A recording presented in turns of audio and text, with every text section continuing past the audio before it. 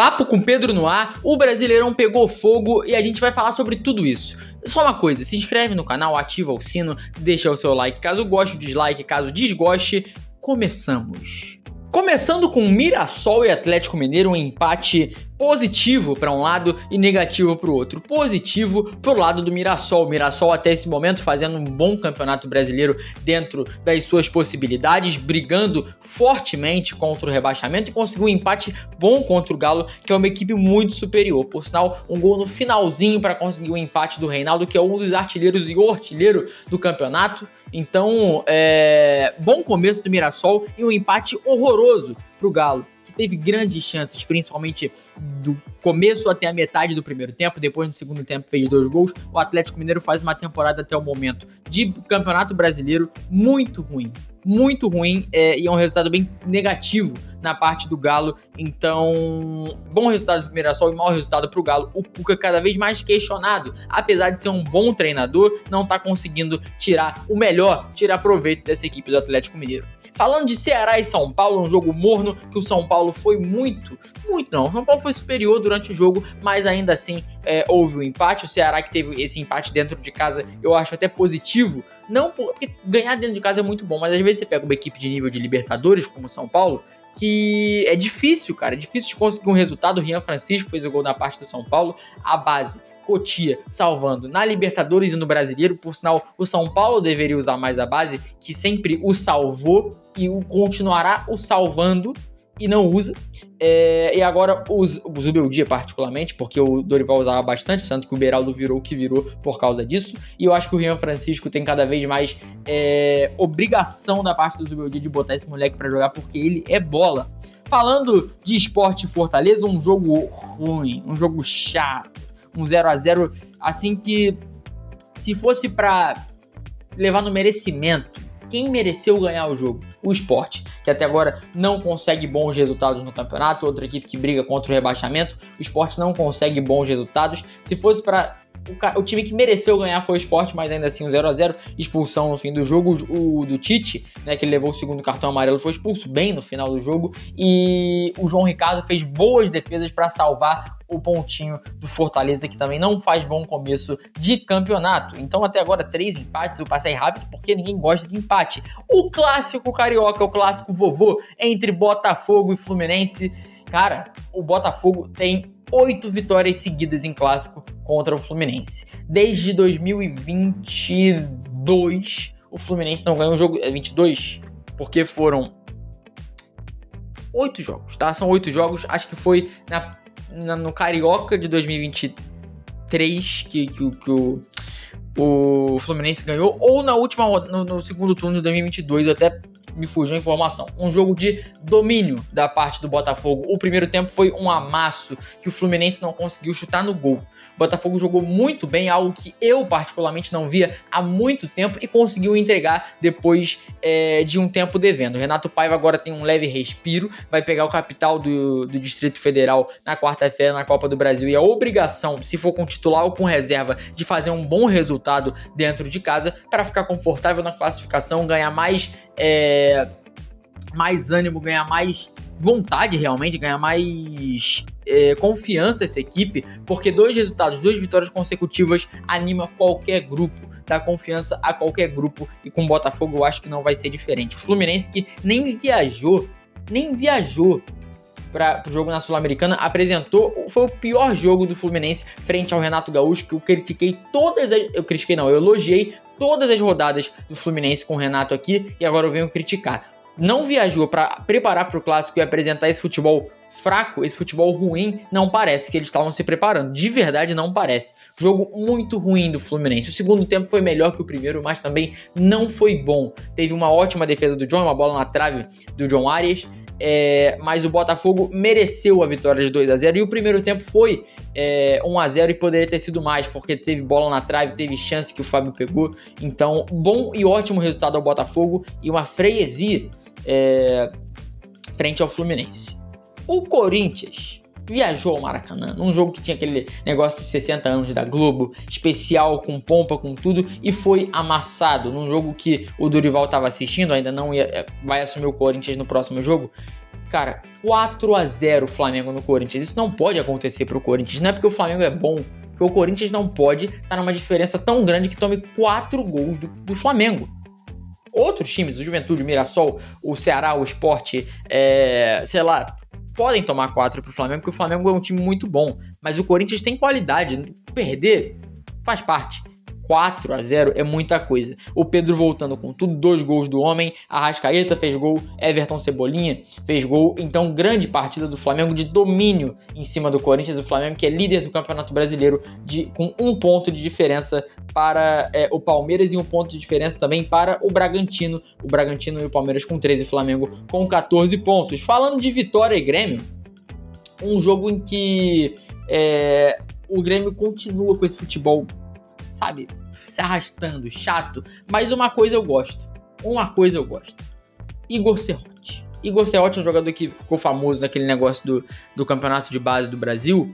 Só que é um moleque que subiu e tá tomando conta, tá conseguindo jogar bem dentro das condições. É um cara que defende bem num time defensivo do Mano Menezes. Pelo menos a estabilidade, a decência ele traz ao Grêmio. E eu disse que ia trazer aqui, não porque eu tenho uma bola de cristal, não, porque é o óbvio.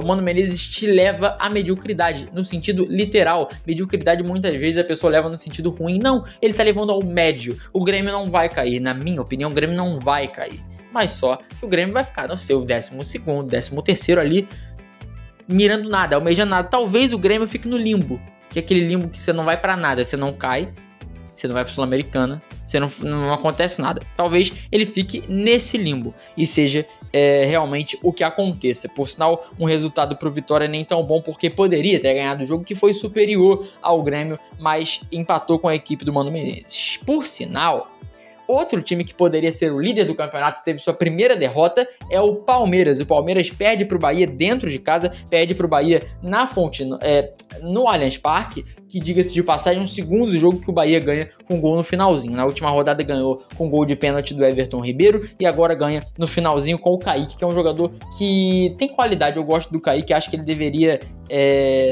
receber mais carinho do futebol brasileiro, porque tem muito potencial esse menino. O gol da vitória foi do Kaique, 1-0, um gol solitário na partida, que, por sinal, o Palmeiras não fez uma partida tão boa, tá? Teve oportunidade? Teve. Conseguiu criar aqui e acolá? Conseguiu, mas na hora de fazer o gol não fez.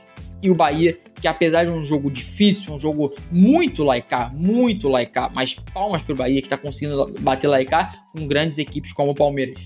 O Bahia conseguiu sair com um resultado positivo, apesar de um gol no final que o Palmeiras conseguiu não tomar, e no final tomou, mas ainda assim é um ótimo resultado para o Bahia, e o Palmeiras deveria ter pelo menos segurado um empate para se manter na liderança junto com o Flamengo. Falando do Cruzeiro, que ganhou do Vasco, jogo que não foi no Mineirão, foi no Parque do Sabiá em Uberlândia. Um bom resultado para o Cruzeiro, um gol solitário do Christian. O Vasco, que perdeu e demitiu o Carille, a gente vai falar muito disso, do Santos, que tá uma crise do caramba, o Cruzeiro com esse negócio do Pedrinho, fazendo assim pro Dudu, que é uma desorganização absurda, o Vasco, que demite o Carille e mira no Diniz, que é duas coisas totalmente descabidas, não fazem nenhum sentido, muitos clubes desorganizados no nosso futebol, e eu vou fazer um vídeo falando um pouco sobre isso, porque é algo que me incomoda. Não, eu não torço para nenhum deles, mas realmente me incomoda como os clubes se estruturam, se organizam no nosso futebol, sendo que não deveriam ser assim.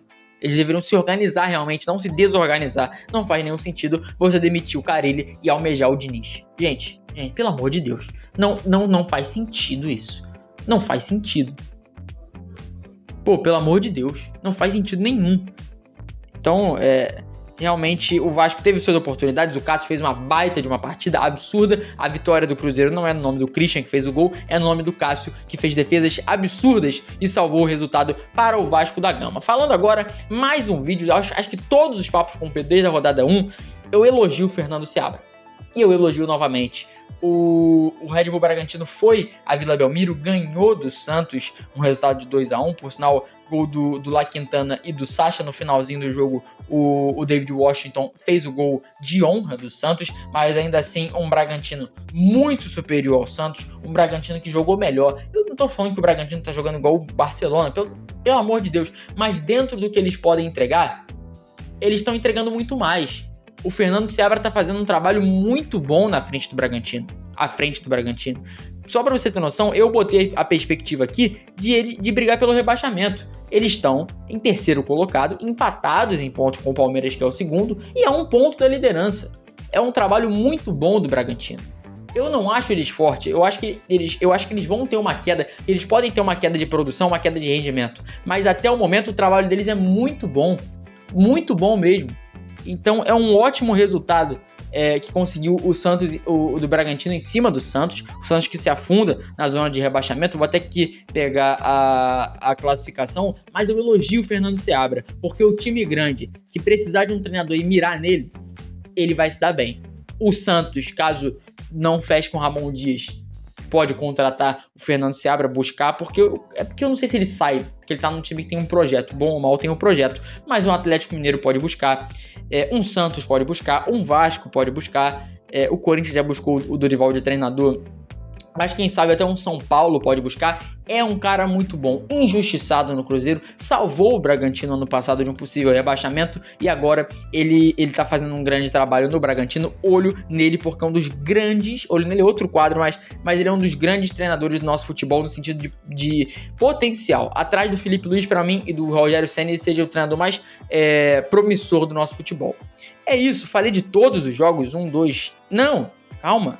Não falei de Internacional e Juventude. Quase que eu perco o Inter e Juventude. Vamos lá. O Juventude abriu o placar nesse jogo com Batalha e depois o Internacional virou. Gol do Borré, 2 gols do Vitor Gabriel, por sinal, um bom resultado pro Internacional dentro de casa, um clássico, obviamente não um Grenal, mas é um clássico gaúcho, e um bom resultado pro Internacional. Eu gostei muito, porque ele não voou nessa partida, mas eu gosto muito do goleiro Antony. Eu acho que no futuro, com uma possível saída do Rocher, o Vitor Gabriel é um grande... o Antony é um bom goleiro para continuar no Internacional. Acho que é um cara muito bom. Por sinal, o Inter que jogou com um time muito ofensivo, né? Com Tabata de um lado, com Wesley do outro, o Bruno Henrique, o Borré, o Ener Valencia, com apenas um volante, que é o Reinaldo. Uma zaga muito boa do Inter, que é o Vitão e o Vitor Gabriel, que um zagueiro meteu 2 gols numa partida, algo raro. E o Bernabé é brincadeira, não preciso nem falar do Bernabé. E o Juventude tentou fazer o que conseguia. Até agora o trabalho é bom do Juventude, mas quando você bate de frente com um time muito superior ao seu, é difícil jogar. E foi difícil. O jogo do Inter foi muito superior ao Juventude. O Inter jogou muito mais que o Juventude e mereceu a vitória. Bom resultado para o Internacional, que se encontra agora na 6ª colocação do campeonato, a 5 pontos da liderança. É isso, meus amigos. Se inscrevam no canal, ative o sino, deixe o seu like. Um abraço, um beijo para você. Valeu!